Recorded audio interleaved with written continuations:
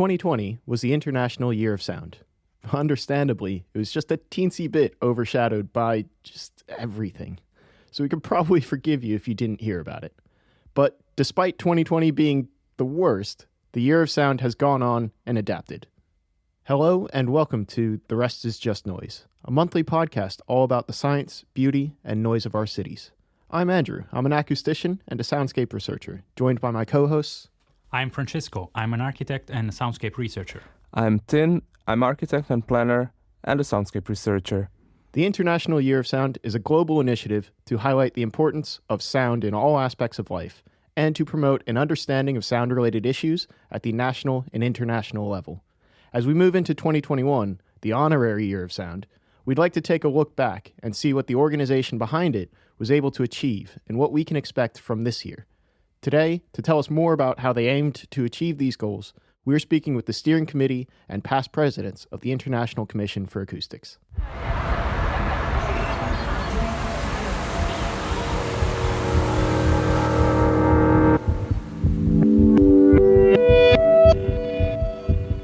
The rest is just noise. Today we're joined by the steering committee for the International Year of Sound. We have quite a few people on the podcast today, so I'd like to introduce each of you individually, and we'll start with the question that we ask every guest. So first up is Marion Burgess, who's the Honorary Associate Professor at University of New South Wales, Australia, and a past president of the International Commission for Acoustics. Thanks for joining us, Marion. Everyone seems to get into studying sound from a slightly different angle and background. So let's just start with, how did you get into acoustics?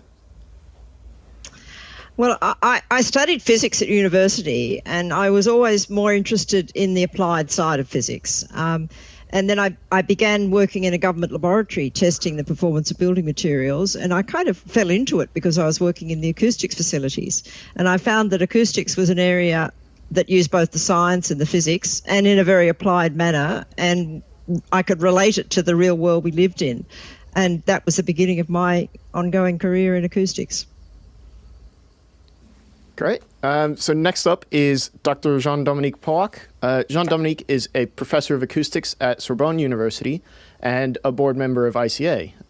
Welcome, Jean. So same question to you. What brought you into acoustics? This is an interesting question because I was a student at École Polytechnique in Paris, studying general engineering, and organizing as well concert for the school. And I was once sitting in the middle of the Grand Amphitheater, right in the middle. It's a circular amphitheater, listening to a symphony concert with a solo cellist. And from my seat, I could hear only every second note played by the cellist. So I thought there was something wrong with the acoustics of this hall. And I started investigating what could be done. And that's how I started to be interested in acoustics. Oh, that's such a great story. Oh, imagine just only hearing every second note of a cello piece. So finally, we have Dr. Michael Tsaridakis, professor at the University of Crete and also a past president of the ICA. Welcome, Michael. Same question to you. What brought you into acoustics? Thank you for the invitation, first of all. And I'm actually a naval architect and marine engineer. I studied at the Technical University of Athens, and during the last years of my study, I realized that an interesting topic about the construction of ships is how to make them silent, both in what concerns the comfort inside the ship and also the noise radiated by the ships, because our main interest was to build research vessels that have to be very silent. So I decided to start working with underwater acoustics, and then I realized that mathematics, which are behind all the topics of acoustics, is something very interesting for me. So my PhD was mainly on mathematical topics of acoustics, and now I'm a professor of mathematics, actually, at the University of Crete, but I'm still working on acoustics. I think that having the three of you here is just such a wonderful example of exactly the reason that I love asking that question, which is, you all come from different backgrounds, from materials testing to a concert hall to naval underwater acoustics, and it's all different from our backgrounds as well. I absolutely love that about acoustics. And also, we've got people in, 4 different time zones today. An incredibly international podcast today, which brings us to our actual topic, which is the International Year of Sound. So let's start out with just what is the Year of Sound, and why is it important?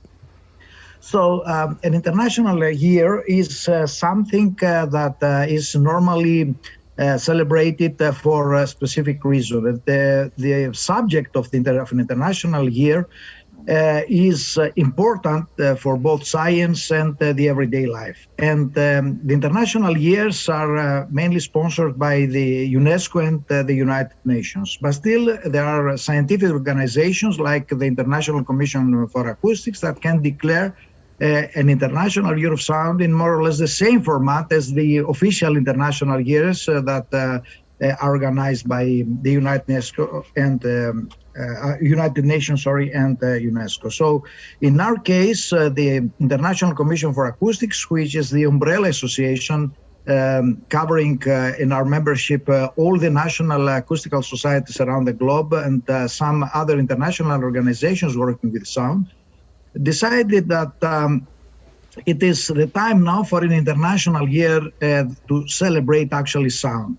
So an international year is a set of events and the products that having the main purpose to show to the people, to show to everybody in the world that the subject we're celebrating is important. In our case, of course, sound is our subject, and we need to pass the message that we have to live in an environment which has to be well controlled with respect to noise. All the applications of sound should be tuned in such a way so that our life is better. We can enjoy communication. Sound is an important tool for communication, for education, for culture. All of these topics are included in the scope of the International Year of Sound, and we are trying to transmit these messages to everybody by different means. So a lot of things can be done during an international year, and the objective of the governing organization is exactly to find the best possible ways to pass these messages to the people. The rest is just noise.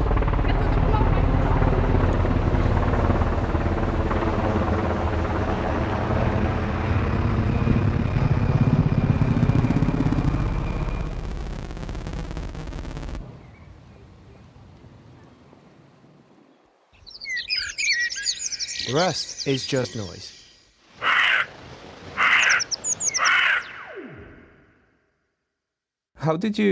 Why did you decide to go for the Year of Sound? Why not the Year of Acoustics or the Year of Noise? And from the organizational point of view, how long did it take to do all of this? I mean, how early do you need to start preparing from when you have the idea and then find the partners? How does it work? Perhaps, Tin, if I could come in there to talk about that. We started, the International Commission for Acoustics started to think about holding an International Year of Sound around about 2012, 2013. So you need at least a 6 to 9 year lead in to produce an International Year of Sound if you're going to go through the UNESCO routing. So why did we start to do it? The International Year of Light, we were aware of the International Year of Light, which I think was 2015, 16, something like that. 15. And we were very aware of the how successful the International Year of Light was. And so that was really we were more or less following their model for creating an International Year. So the light, people tend to associate light and sound. So that was where we first came from. And we were saying, oh, well, shall we call it the International Year of Acoustics or shall we call it the International Year of Sound? And while acoustics is the more general term in the scientific and technical community, we've just felt that International Year of Sound had a better ring to it and would be better understood in the broader community. And that was really the goal, was to really focus on outreach activities. There's not much point of us who are already working in acoustics to talk to each other. So the real goal of the International Year of Sound, or any international year, is to have a lot of outreach activities and talk to the rest of the community. So having said that, we started to work around about 2013, really learning what were the steps we had to go through to have it formally approved under the UNESCO system. And then we also had to get approval from within our own organisation that we had the support and the encouragement from our member societies. So that happened in 2016, and then we kept working with UNESCO for a little while. And while the people that we were speaking to there were very enthusiastic, they all thought it was great, and particularly because it had been such a successful year of light, they thought, oh yes, a year of sound will also be very successful. But we ended up finding that we were going to be delayed, and we really wanted to have it in 2019, and then we couldn't do that under the UNESCO system, so we moved to 2020. And then there were still a few difficulties actually defining that year, so we thought, well, why don't we just go alone? And as Michael had mentioned, there are other international organisations that have just made their own international year. So we just decided that we would follow the model of, for example, the International Year of Mathematics was just set up by the Mathematics Organisation. So this meant that we would just rely on the resources and enthusiasm from within our own organisations and networks to develop and implement a wide range of outreach activities that suited us. And of course, we chose 2020. And in a way, it turned out to be a very wise decision. We decided to do it ourselves because, as we all know, 2020 was a very challenging year. And so when we realised that a lot of the things that were initially planned for 2020 weren't going to be able to be held, we had the flexibility to just say, well, let's do it. We'll just make it an international 2 years. So we'll make it 2020-2021. And I don't think we'd be able to have done that if we had really been under the stricter UNESCO model. I'm not sure, but I doubt it. So on that note, actually, how successful were you in taking the sort of plans that you'd had for 2020 normally and try to adjust that for COVID? Because it's an international year that was tough to be able to focus on sound with so much going on. Well, Andrew, if I can just follow on from that, we were very fortunate in that we had our opening in January and we had that live as a real event. And then, of course, there was already a program of, I think it was around about 30 events that were in the next couple of months. And the early events in 2020, people just closed down. They just didn't know how to do it. But then around about the middle of the year, people were pivoting and making use of modern technology. So a number of those which had been planned as real events then became virtual events. And then there were new events added, which were designed as virtual events, and they happened during 2020 and they're continuing on into 2021. Thank you very much, Marion. I have a question for Jean-Dominique, actually, because the International Year of Sound is connected to another initiative, which is La Semaine du Son. So I really would like to ask, what is the link there and how did things play out?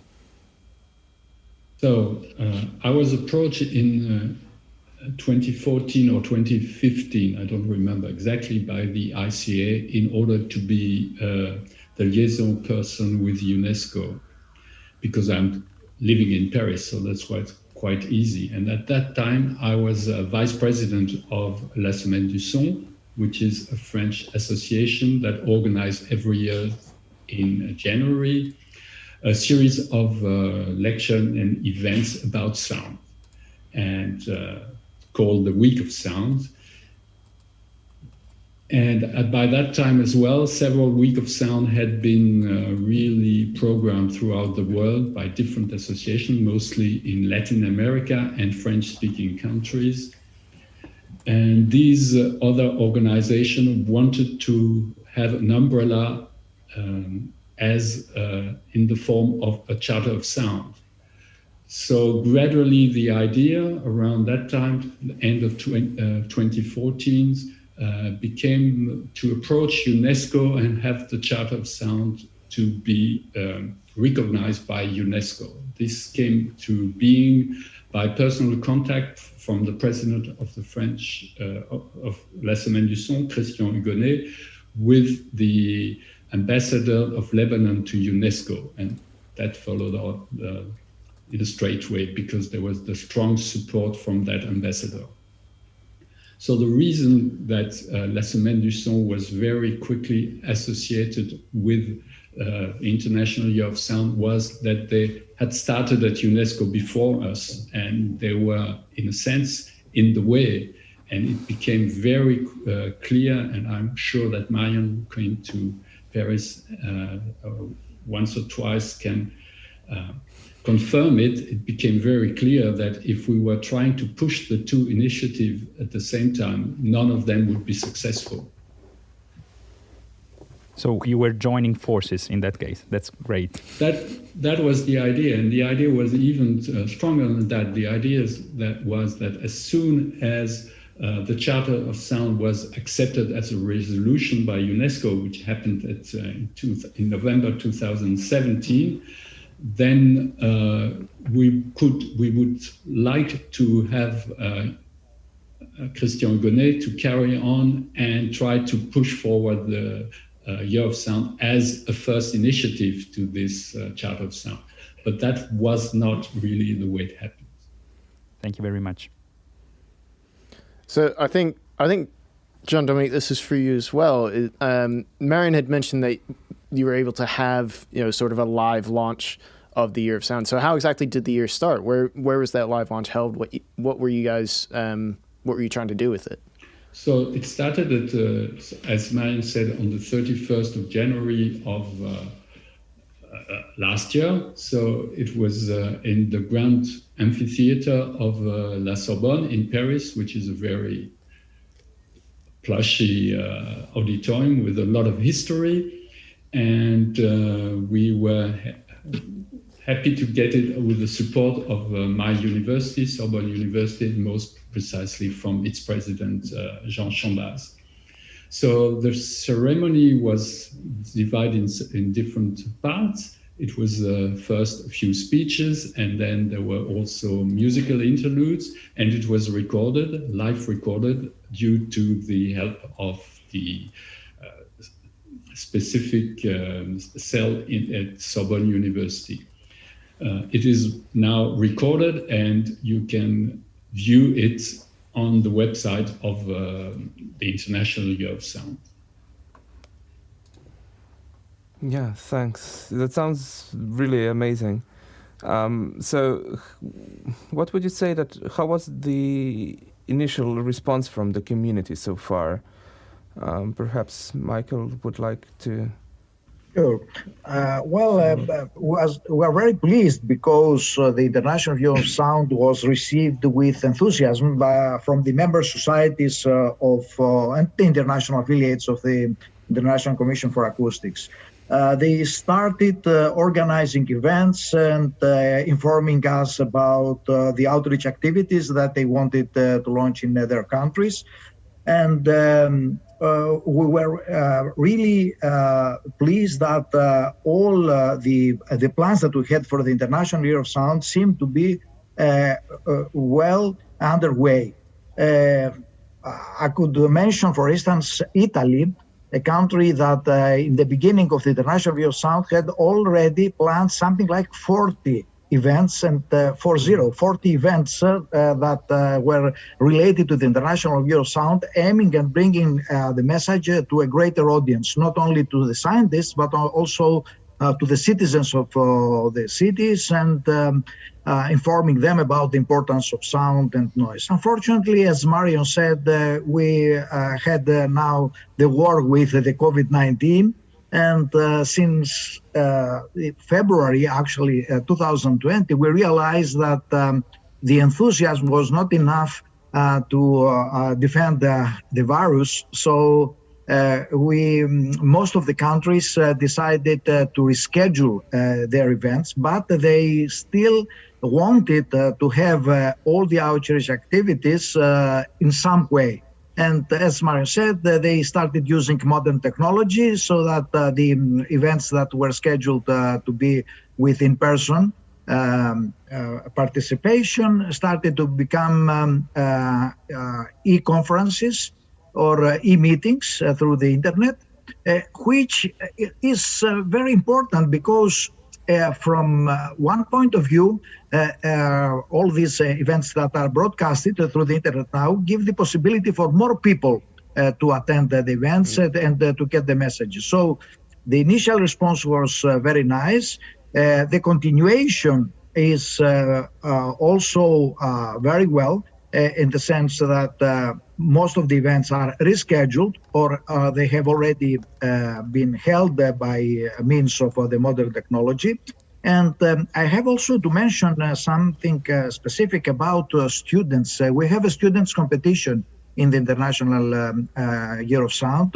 We have asked students from elementary schools and high schools to be productive and following the motto of the International Year of Sound to write some lines to be included in some songs or to make a drawing about the sound. So the initial response, because you asked about the initial response, was very enthusiastic. Several schools decided to make their own products, but then the schools closed. That was the main problem, and it was very difficult to communicate with the teachers, with the educational system of the various countries. So we extended this students' competition for 2021 as well. But the initial response was very encouraging. We believe that maybe by the end of the next deadline for the submission of the entries from the schools, which is April 2021, we'll have a great part of what we expected from the students, because the young people get the messages that we wanted to send in the most efficient way. So we count on the young generations to get the message of the importance of sound, and we believe that with the help of our national representatives who had been in touch with the local educational systems, we will eventually have the students be involved in the International Year of Sound. I mean, that's one of the challenges of something like this seems to be breaking out of our own little acoustics bubble and engaging everybody else and getting them to be excited about sound and to think about it and all of that. And you mentioned that you had quite a lot of success within the schools. How were you able to take that, sort of to the general public outside of schools as well? Was there anything that was particularly successful in just having outreach to, people who aren't forced to to listen to their teachers talk about sound?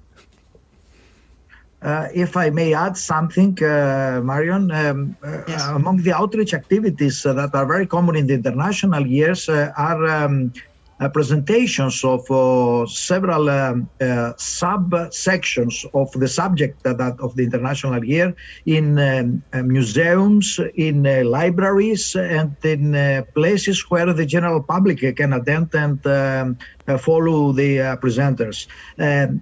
Concerts are also very common in this respect, and especially for the International Year of Sound, music is directly related to sound. So we had in mind, at least in Greece, to organize a big concert in the Music Hall of Heraklion to celebrate the International Year of Sound. And as a matter of fact, it was about to be associated with the International Year of Beethoven. Maybe you know that last year it was also the year of Beethoven. We had some kind of this association, but unfortunately, as I said, the COVID-19 didn't allow us to do that. But there were a lot of examples of outreach activities that were performed through the internet. One example is a seminar that was performed in the Archaeological Museum of Madrid. in Madrid, the Spanish Acoustical Society organized an event to associate the sound of archaeological sites. I don't know exactly how they did that, but taking into account the soundscapes of the archaeological sites, which was the main subject of this workshop, they presented the ideas and the messages of the International Bureau of Sound. And this workshop was attended by many people. If we were able to do it with the physical presence of the people, it would be nice, but still it worked like this. So the message goes to the general public by different means, and these are the tools that we have in the International Bureau of Sound. I forgot to mention exhibitions. The Italians planned some kind of exhibition showing instruments or applications which are associated with sound. And unfortunately, they were canceled, but I hope that by the end of 2021, with the modern technology, even these exhibitions will be able to be held. So, sort of on that note of these sort of activities and making the adjustments for moving online, Marion, have there been any sort of unexpected outcomes of the International Year of Sound? Oh, yes, indeed. The innovation of the broad range of the community, I think, has been quite outstanding. We have a lot of web-based features. One thing we haven't discussed very much to already is about our website. Our website is a central location for all of the information about the events, but it also has resources. So in addition to the details of things like museum exhibitions or something like that, but there is also a lot of other web-based features that are either educational. Some of the societies are actually producing a series of videos which are all available freely from the website.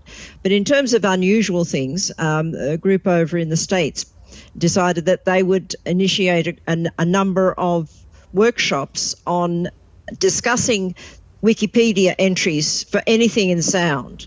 And so meet together, have a look at what the Wikipedia entries for individuals' areas were and how to improve them or correct them or add, because we rarely go to the Wikipedia to look up our own area. So it was quite interesting to go there and say, oh, what do they say about this? And then suddenly realize that there's nothing on Wikipedia about an area that means very much to us.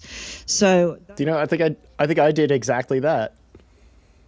I think I did exactly that and I think I edited the Soundscape page on Wikipedia. Yes. So that initiated the people within the community to actually think like somebody from outside in a way. And also the whole point about the workshop was to teach them a little bit about how to go about updating and correcting the web pages. There was another initiative we weren't expecting, but it actually was really very topical, and that was tracking soundscapes under COVID. A number of acousticians around the world sort of said, wow, everything's getting very quiet, and they happen to have loggers out. And anyway, to cut a long story short, we arranged for a linkage up between these people, and they've got their own little network now where they're tracking different types of soundscapes. So it's become a worldwide activity with a dedicated community who are sharing their findings. And it's actually transferred across to the technical literature in that there have been some issues in noise mapping under COVID and things like that. So it's actually using some of the information, and even there are some citizen science links there as well, where people are asked to actually add to record some sounds in their area, anything from the banging of the lids in the UK through to the singing of balconies in urban areas. Do you happen to remember the names of some of those initiatives and projects? Because I know we've been involved in some here in London, but I'm not certain whether they are international. So could you expand on that? It's one which is initiated by somebody from music in Scotland, and he's got a world map, and you can just put your pin on the spot, so you can look around the world, and he's got quite a lot of. So that one is actually being loaded up onto the website at the moment. So yes, I mean it's becoming a central resource for all of these types of activities. another one was, this is a study from Australia, so I'm a bit biased about this one, but this was a group who had been recording the sounds of river flow, and they were going to use this information to try and change the type, to reframe the approach to discussions for conservation. So that concept of actually using that as an input into a whole conservation. We tend to think about maintaining the quality of water and maintaining the water flow, but then the other points that we actually maintain at the soundscape. So by recording all of those along the length of the river, they've highlighted how important sound is to the total environment. And then we have running around the world, we have an acoustician who is a historian based in Argentina/Lima, who has been spending the time during his various shutdowns and lockdowns to trawl the web and seek a lot of historical information on international events, efforts to control noise. And they go right back to the 1880s. I wasn't aware that there was actually a little group on trying to set up an international meeting on how to reduce this terrible thing, noise, in our cities back in the 1900s and the 1920s. So he's put all of that together, and he's producing a series of different papers that are being published in various areas. So I'd be really interested in looking at that, because when the lockdowns started, I tried to do a bit of a search to see if anybody, particularly in like the 1918 flu pandemic, had written any discussion on the change in the soundscape due to the quarantines that they had then. And I wasn't able to find anything, but perhaps he's been able to dig a bit further. I don't think he's actually found anything about that. Everything went very quiet because 1918 was after the First World War, so there was a lot of actions up till about 1912, and then it went quiet, and then it began to be reactivated about 1920s, in the middle 1920s. So, yeah. And interestingly, the people who were driving this were primarily people from the health area, and they were talking about the health effects of all this noise, making everybody very nervous and the stress on the body. So they were really focused on that aspect. That's great. Thank you very much, Marion. Super interesting. I think we are moving towards the end of this session, so I have a couple of forward-looking questions, let's say like this. So first one maybe for Michael. So what do you think is the legacy of this year of sound? What did it change? Well, we are optimistic in the sense that what we have planned for the International Year of Sound will be eventually achieved by the end of 2021, in the sense that we wanted the people who are dealing with sound and noise to understand how important is their work. This was one of the main reasons of the International Year of Sound, and we believe that we have great success in this respect, because more and more people now are involved with the discussion about sound, about the importance of sound in everyday life. And this is something that was among the main objectives of the International Year of Sound. And we believe that by having this initiation of collaboration among various organizations, among various people who are working with the international, with sound in general, some of our missions will be accomplished in this respect. But we have also a lot of resources. Marion mentioned some of the initiatives that resulted in some products that are associated with International Year of Sound, and we expect that all these products and resources will be available through our website, not only after the end of the International Year of Sound, but for many, many years afterwards. And one of the main reasons is that the International Commission for Acoustics, who is the organization behind the International Year of Sound, will stay as the leading organization about acoustics and sound for the next year. So everything that has been produced on the occasion of the International Year of Sound will be under the storage of the International Commission for Acoustics. We expect that the website will remain open and live for many, many years. And people can find there a lot of material. Videos, maybe we didn't mention at the beginning that especially for the International Year of Sound, we produced a video showing the importance of sound for our everyday lives. And that includes, of course, music, noise, communication, education, everything. So the video is available. It's one of the products of the International Year of Sound, will remain forever in the disposition of the people who are working with sound. And what we believe is really important is that if eventually the young generations get the message about the importance of sound, they will try to ask to live in a better environment, because living in a better sound environment is one of our main goals. I mean, as a message that we have to ask the authorities, we have to ask the legislation makers to be very sensitive to the quality of life, and quality of life is associated with the sound. And we need to bring this message to everybody, to the politicians, to the people, to the young, to the old people. Everybody should understand that they have to consider that sound is an integral part of their life and a very important life. And another thing that I wish to mention is that we have involved organizations like the World Health Organization in the celebration of the International Year of Sound, which is very important because they are very sensitive about health problems which are related to the exposure of people in excess noise. And now they know that they have a partner in their efforts to make a better environment. So we believe that a lot of things will remain after the end of the International Year of Sound. And we did our best to ensure that the products and the messages will live for a long time.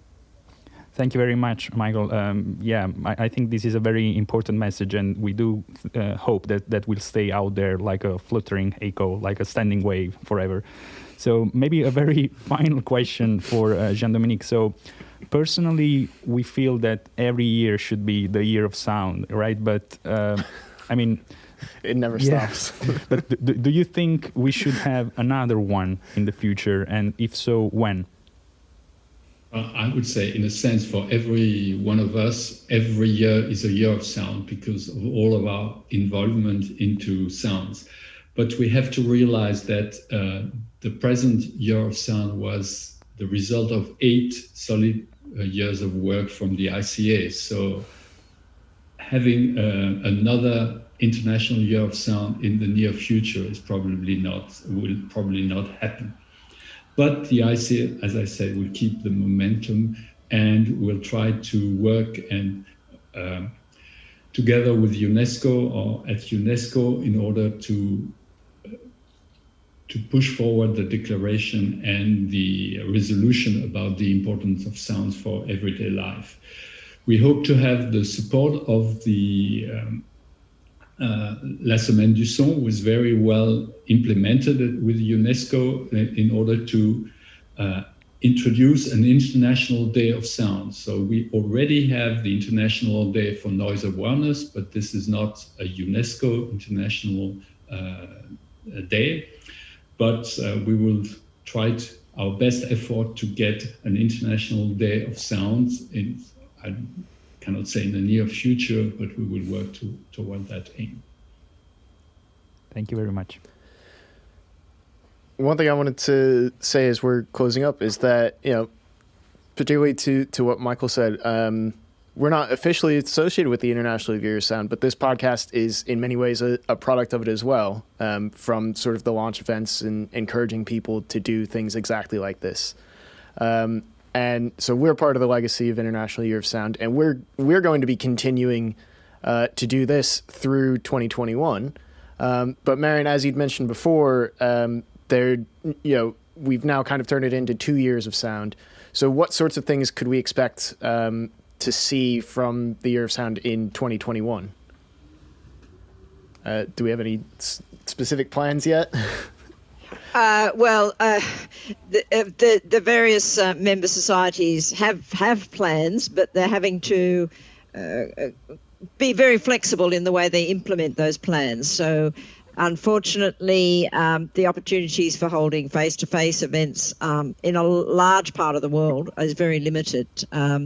In those countries where it is still possible, there are various events being planned, like in Australia and New Zealand. We're doing quite well. And the New Zealand Acoustical Society is actually having a real face-to-face meeting next week. So, there is light at the end of the tunnel. So hopefully around about mid-year, the various planned events and outreach events. And I think there'll be a great deal of enthusiasm to actually do these things, because people have been thinking about them and also, building up the enthusiasm. So I think the last 6 months of this year may be a very, very active time period. But really, we just have to be flexible, unfortunately. So on that note, where should people go in order to keep an eye on these sorts of events? And are there any other sort of specific things that you might want to put in front of people and tell them to go and check out and keep an eye on?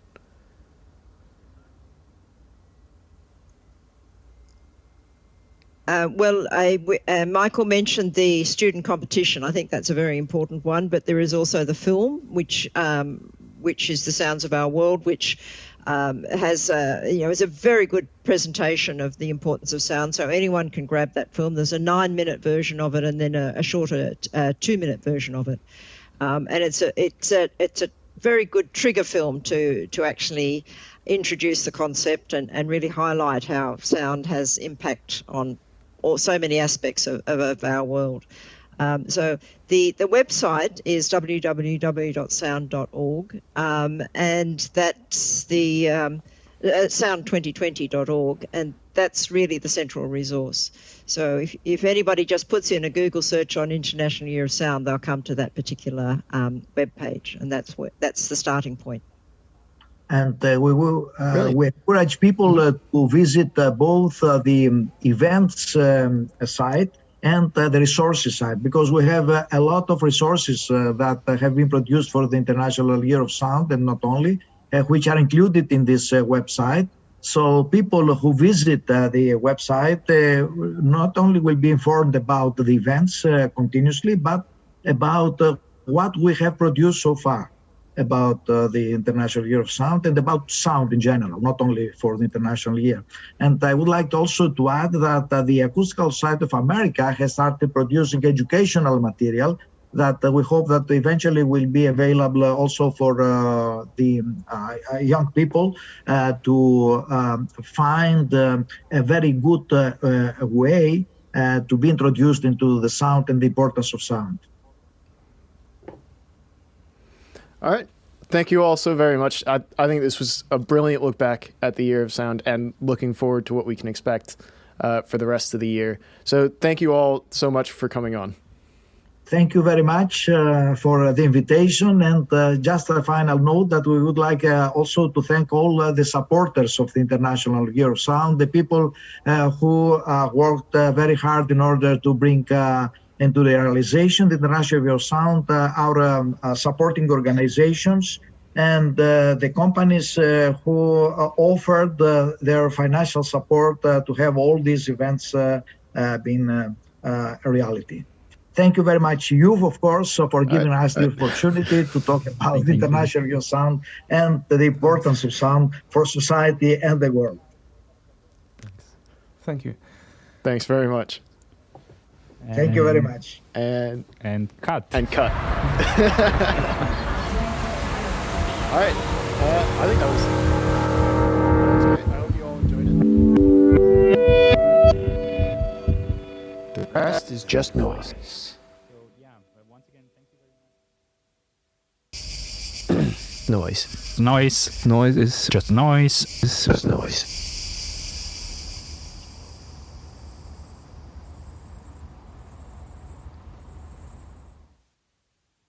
You can find episodes of The Rest is Just Noise on all of your usual podcast apps. And on our website at justnoisepod.com. We're also on Twitter as @justnoisepod. The Rest is Just Noise is supported by the UK Acoustics Network.